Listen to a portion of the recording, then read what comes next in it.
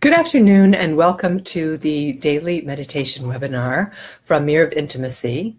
I'm Alex Katehakis, Clinical Director of the Center for Healthy Sex here in Los Angeles. And I want to welcome you to this monthly webinar seminar.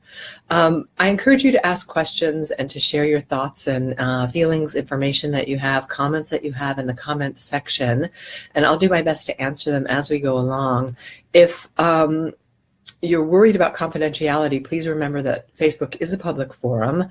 So if you want to ask questions anonymously, you can write to Charlie at centerforhealthysex.com, and he will send your notes to me privately, and that way I can answer them for you.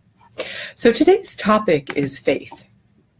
And Simon Weil, who is a philosopher, says that even if our efforts of attention seem for years to be producing no result, one day, a light that is in exact proportion to them will flood the soul.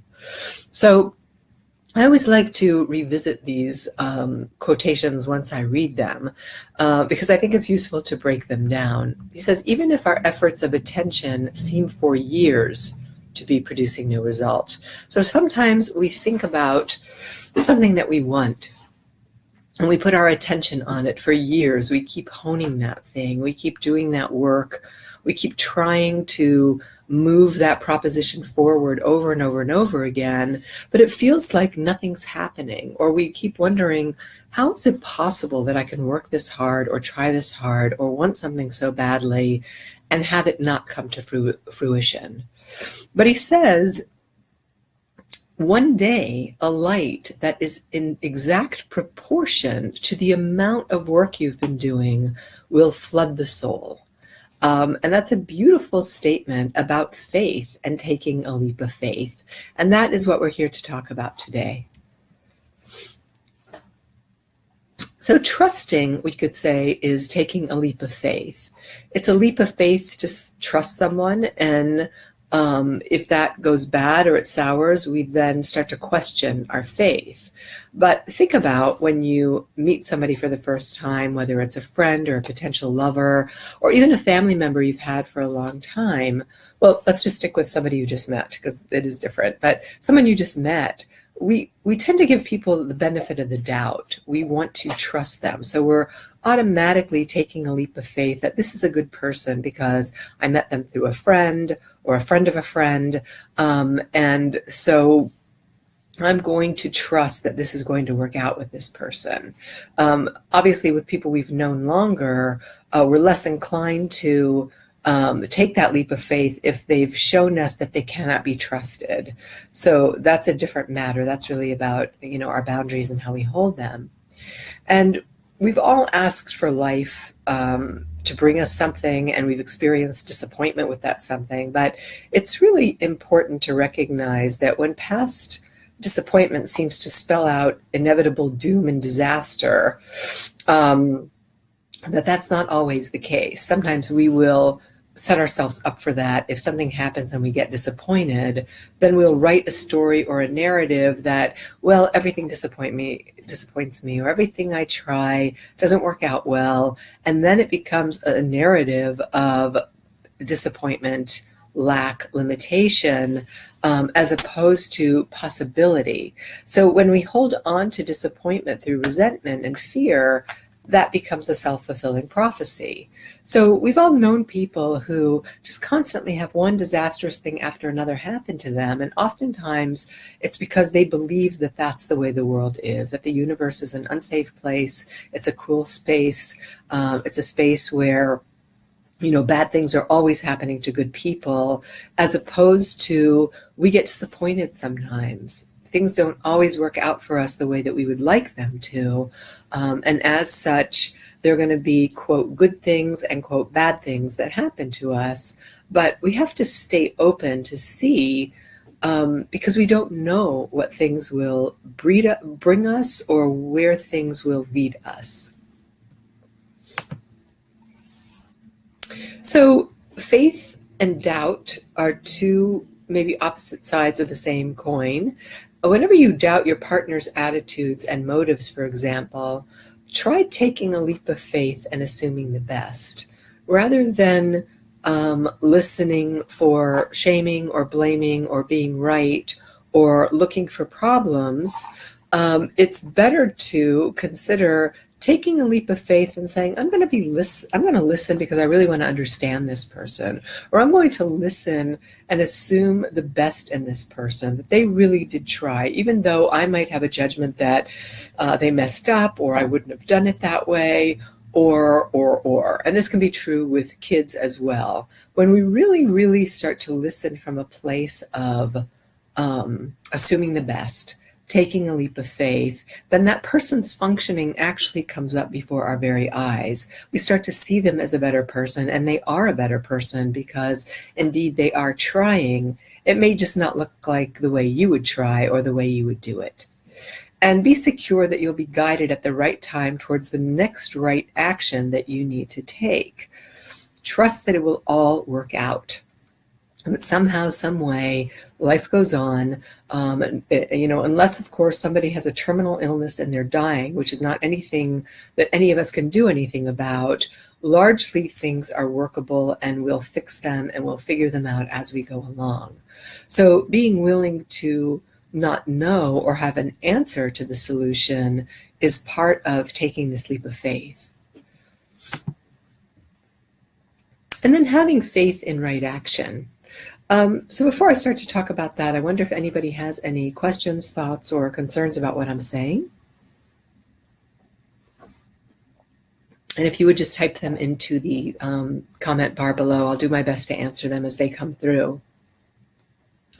So the only way we can synthesize past experience is with right action. We do the right action with an open hand and an open heart, and with the knowledge and belief that the solutions to our problems are out there.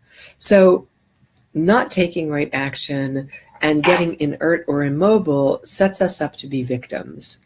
So whenever we can go into action, we can see that we have options. We can look at what those options are and then start to negotiate them rather than sitting in a place of being a victim.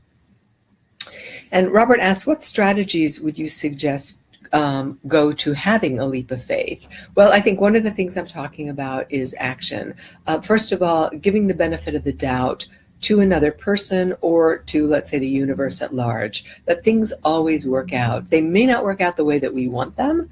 They may not come in the package that we were hoping for, but the lessons are there, and we do work things through. And they can be annoying and aggravating and tiring and difficult at times.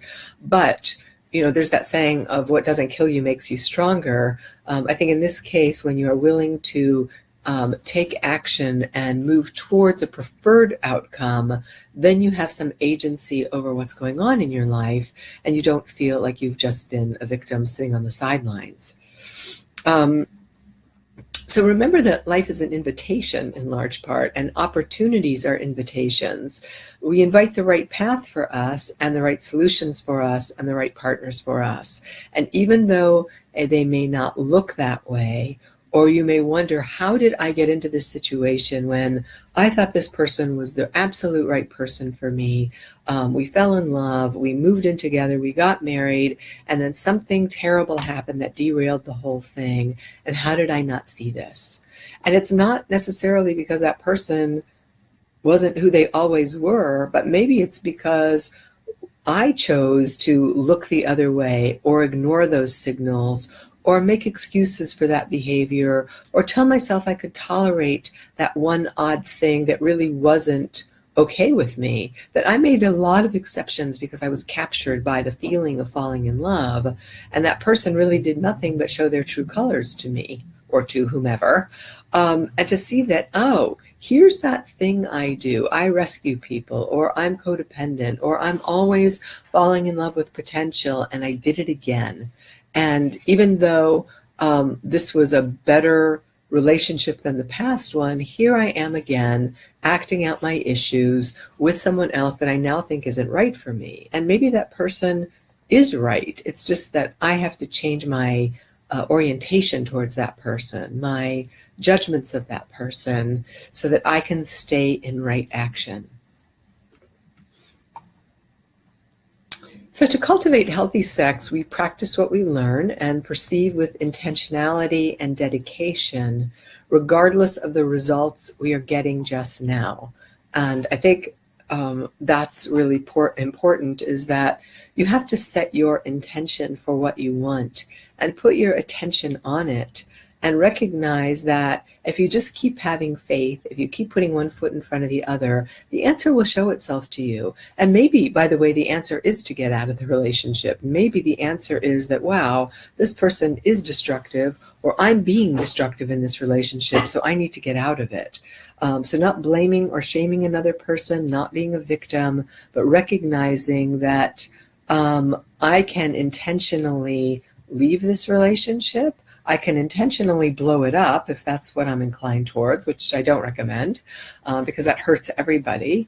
Or I can intentionally try and straighten out my patterns in relation to this person. And we do that with the faith that eventually a psychological maturity will emerge from that, and a psychologically mature eroticism will mature from that. So even if you think, if we take sex, for example, that your sex life's not great, or you don't like the way your partner has sex, or you're not getting what you want sexually, you can be a victim about that. You can get passive aggressive and go have sex with somebody else and lie to that person. Or you can take a leap of faith that having a conversation with that person will change the outcome, and it will. Either things will stay the same, the person will tell you that they're not going to change, and therefore you have to leave the relationship. Or the best case scenario is that they say to you, you know, I've been thinking that too, or I'm interested, I want to hear more about what you would like and what I could do differently so that our sex life could be vitalized in ways that's exciting and arousing for both of us. So we always have options if we choose to see them. And if we're willing to negotiate with our partners, and if we do that, therein lies, the leap of faith we have to take, that it's going to work out, even if the working out means leaving and it's painful. You have to pick your pain. You've got to choose whether you want to stay in a relationship that makes you miserable, or the pain of leaving that relationship and being alone and lonely so that you can find the person that's more appropriate for you at this time. And these are dilemmas that are in all areas of life, and really the paradox of life, which is implicit and explicit in everything. We almost always have to give up something for something else. One of the fallacies that we've been told is that you can have everything. And there's a double-edged sword to that, because you can have everything of what you have. You can want what you have and look around and see that you have abundance and beauty and prosperity and love and kindness if you choose to see it. Or you can tell yourself a story that you don't have it.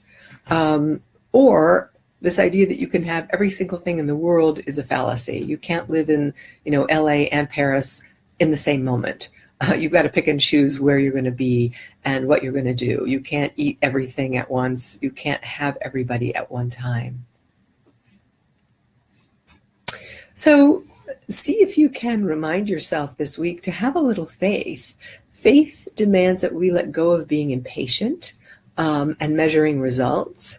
Yet faith requires a full participation from us. So again, it's a paradox that says I have to let go and let the universe or let go and let God, as they say in the 12-step program, but I just have to let go of any results in this matter. And I have to have a faith that something good is coming my way, which means I have to fully participate in the knowing and holding the intention of opportunity and right action taking place in my life. And you can't make this miracle happen by yourself. You have to show up and take the next indicated action, as they say in the program. So you can pray all you want, you can vision all you want, but you've got to move your feet. You've got to do something to get towards where you're going. So if, for example, you, let's say we're in a bad relationship and you got out of that relationship, and now you want to take a leap of faith that there's somebody right for you, as opposed to getting jaded or miserable and telling yourself that there are no people out there and nobody's going to love you and you're never going to find anybody, which will create isolation, by the way. And that's also fertile ground for any kind of compulsion, like, overeating, isolating, compulsively masturbating to porn, any number of things that will have you being more and more isolated and feeling more lonely. So instead, if you take an action and you trust that the right person's out there, and you start to tell your friends that you're dating, maybe you get on appropriate dating sites, you start writing profiles about the kind of person you want to be with and the kind of person, more importantly, that you are. What are your qualities? What are you going to bring to this new relationship? Then you are setting an intention so that you can keep your attention on what it is that you're hoping for. So have faith that there is a heart-affirming reason for all the hurt and the rejection. And don't let sorrow keep you from partaking of life and love with an open heart and open mind. Our sorrows are part of what make us who we are.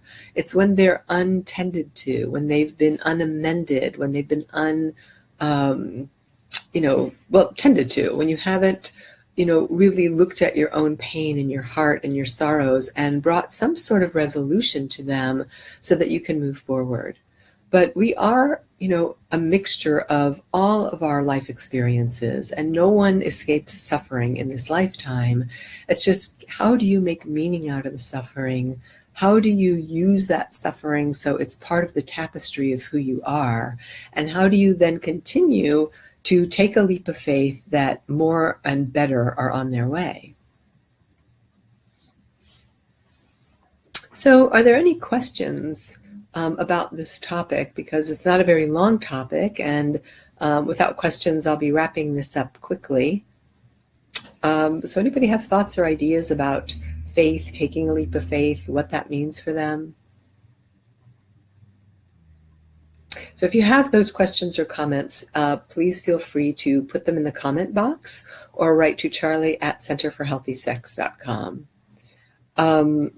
And he'll be available to you to answer questions anonymously.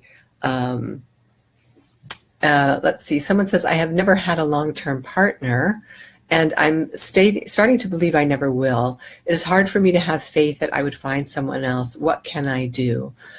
Well, I think, first of all, you have to look at why you haven't had a long-term partner. What are the ways that you have sequestered yourself, isolated parts of your own heart, your psyche, not been truthful with yourself about who you are?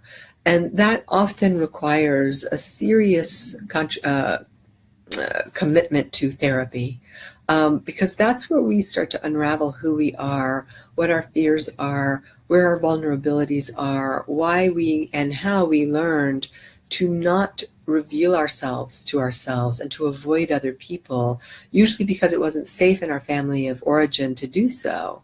So when you can start to see what your patterns are and why you've hidden out for so long and what your fears of intimacy are, then you can start to put a plan into place that will have you able to take a leap of faith that you can find the right person. And I believe that you can, but you have to know what happens to you in close proximity to another person. When do you get scared? Why do you get scared? What judgments come up? Why are you, if this is true for you, whoever you are, but why are you so judgmental? Because judgments create separation between us and the other person. If you meet somebody and you don't like their hair or you don't like their clothing, automatically that's creating separation. And those are superficial matters. When it comes down to people's value systems or their beliefs, that's really what creates separation. And that can also be a boundary, because if you meet someone who doesn't hold your same values, then that's a bad idea. You shouldn't get in relationship with someone who doesn't have the same value systems that you do. Likewise, if you don't hold the same political leanings as someone, that could create a lot of friction and anger in a relationship. So maybe it's just better not to do that. So I would turn your attention to, there's a book that I love by Dr. Charlotte Castle, and it's called If the Buddha Dated. And that book is a really beautiful book for helping you figure out what you're looking for in a relationship and who you are, what you're bringing to the relationship.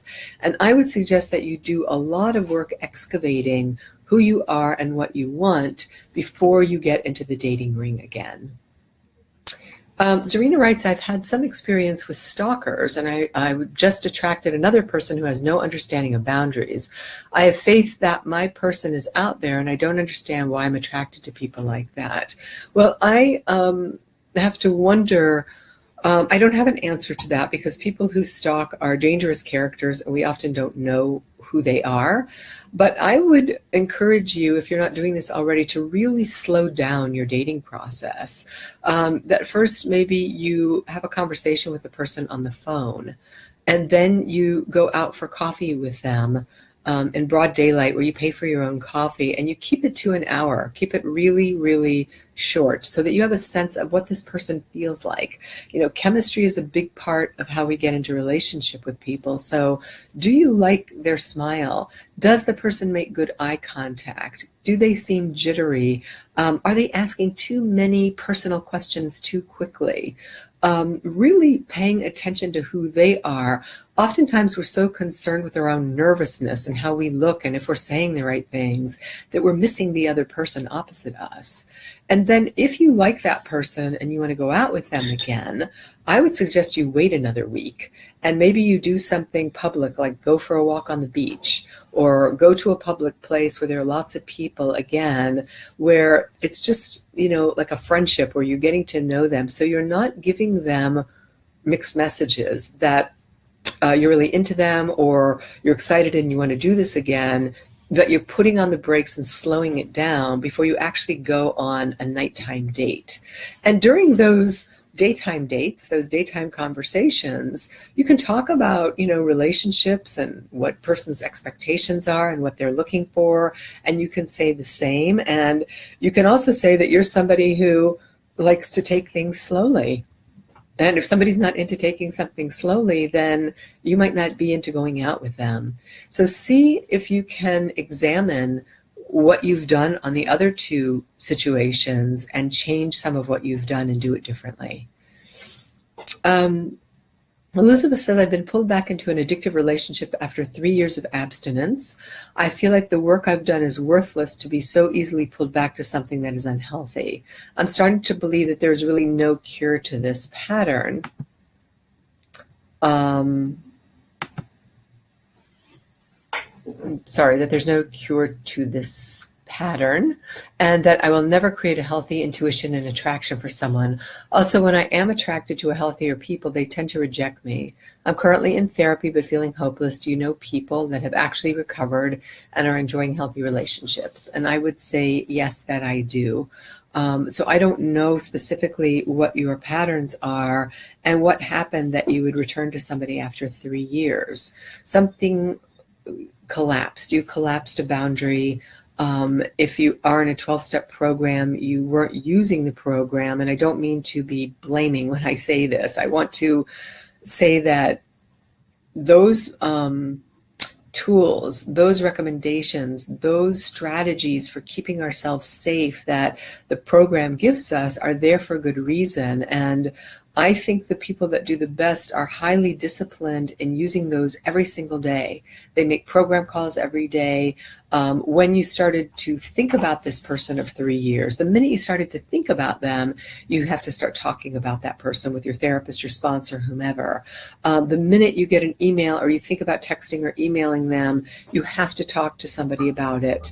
You can't start to go into isolation and run your own world. You've got to live in a devout lifestyle of consultation with other people so that you can essentially borrow their impulse control when yours is starting to fail. And that's really what happens. We borrow each other's functioning when we're under duress in these situations. So I would encourage you also to look at this, going back to this person after 3 years as information. There's data in this for you. It doesn't mean that you did something wrong or bad or that you're in trouble. It's not shameful. It's just kind of like, look at that. I did that thing again. What was going on for me today that I reverted back to that?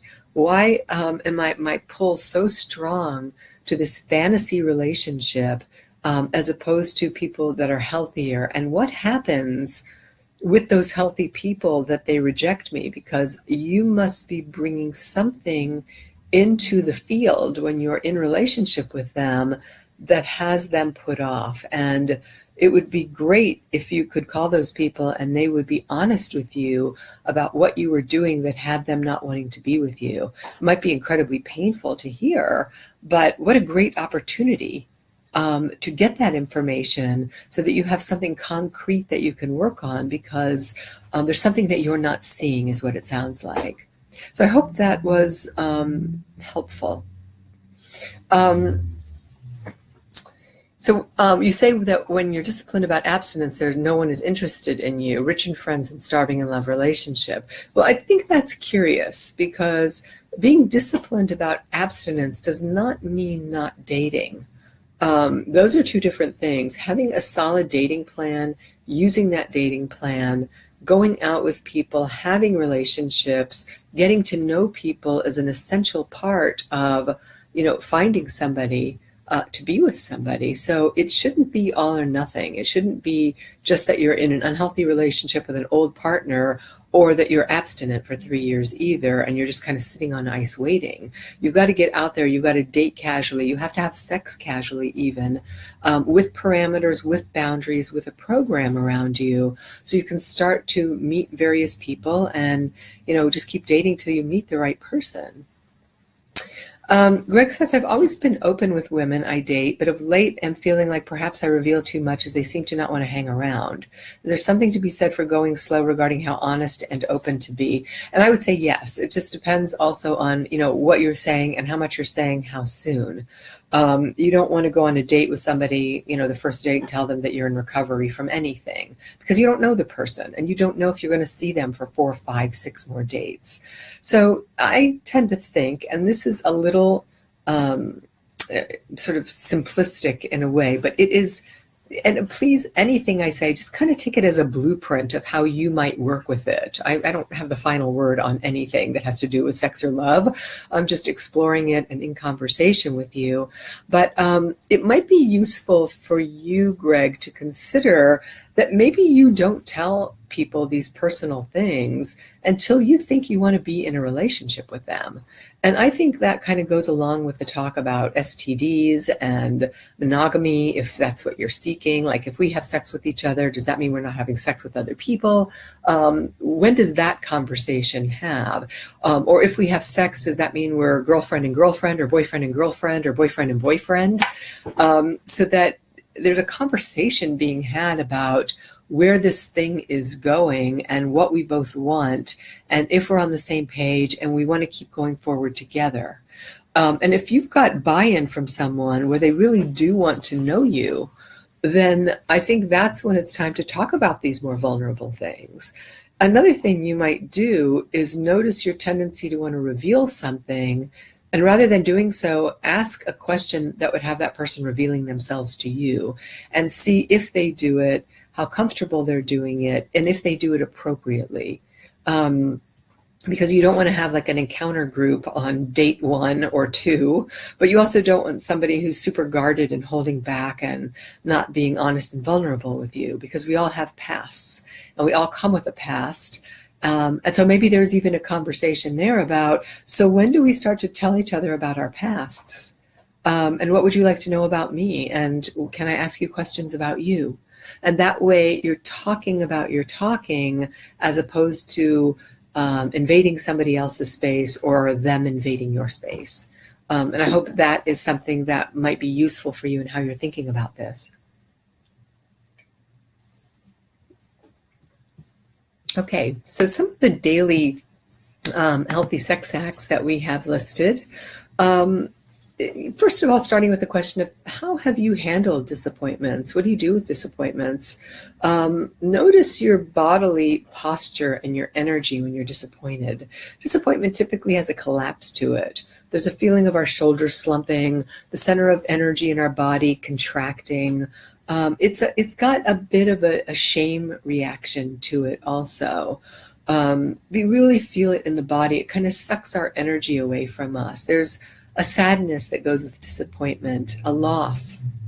And there's something really important about being kind and compassionate with yourself, that you're having that reaction. It's like, yeah, I was really looking forward to that. I really wanted that.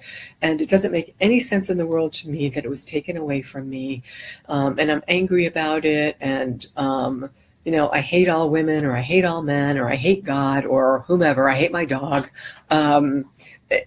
And it's okay to give voice to all of that and vent to all of that and let yourself feel victimized, if that's what's true for you. But it's not okay to stay there over time, because that's what will have you collapsing and creating the self-fulfilling prophecy I was talking about before. So see if you can carefully, we could do this exercise together now. If you're standing or seated, just notice in your body the most recent disappointment that you've had. And see if you can feel that disappointment and where it is in your body. And now, if you can, see if you can summon that big disappointment in your life while you're observing the energy flow that's going in your body. And notice, if your shoulders are collapsing, or your center's collapsing, or your head's hanging low. And now see also if there's any way you can release any energy blocks by taking maybe a deep breath into your belly and just exhaling, and maybe a higher breath into your chest and exhaling. And see if you can get your posture to come up a little bit. See if you can feel yourself sitting up straighter, feeling kind of more of an integrated energy in your body, so that you don't have to sit with that slumped feeling in your body. And think about some of the greatest breakthroughs you've had, your achievements that you've had. Think about the times where you feel pride or celebratory, when your spine is straight and you're standing up straight. That's where you want to be when you get back in the dating ring. You want to go in the dating ring with your head held high, with your posture strong and straight, with the sense that you deserve to love and be loved, by examining yourself. Because when you examine yourself, when you're really honest with yourself about your shortcomings, you will choose someone who's appropriate for you. So we have a question here. Someone writes, as a wife of a sex addict, can you speak to taking a leap of faith on their recovery, which perhaps is an external source, looking intrinsically as a leap of faith, trusting your intuition, etc., which has often been doubted prior to discovery? Also speak to the fine line of enabling versus supporting. So I think this matter of taking a leap of faith on somebody's recovery is very tricky, because, as I've said before, I really think the partners are the ones who bet the farm on this problem. And so you have to take a leap of faith if you see that person's behaviors are in order. So do you see your partner working a program? Is he honest? Does he have empathy and compassion for you? Is he clear with you about what his, boundaries are, what his circle plan looks like? Does he talk to you when he's struggling? That doesn't mean he tells you every time he has a thought about acting out, but he tells you that he's had a good day or a bad day. Does he use you as a best friend? Does he use you for regulation? Does he ask for hugs? Does he come towards you as a living amends to try and restore your sex life and your sexuality? If you see someone making a concerted effort and you believe that they're doing what they say they're going to do, then you have to take a leap of faith, because you've chosen to stay in this marriage. If those things aren't in order, then you're violating your intuition once again, which goes to the second part of your question, in which case you are denying your own reality, and you are not really looking at the data in front of you because you want it to work out so badly. So you have to be honest with yourself about what is happening and about what's not happening. And I think when you are supporting someone that you love and you're taking a leap of faith that they are going to continue on this road of getting better and moving into their integrity and being more authentic, that's called support. When that person isn't doing those things and you're on the sideline cheerleading or taking a leap of faith that it's all going to work out, you're kind of in your own denial about it also. So you want to be, look at the facts is what I would say. Look at the data, look at the facts, look at the person's behavior, and then you decide from there.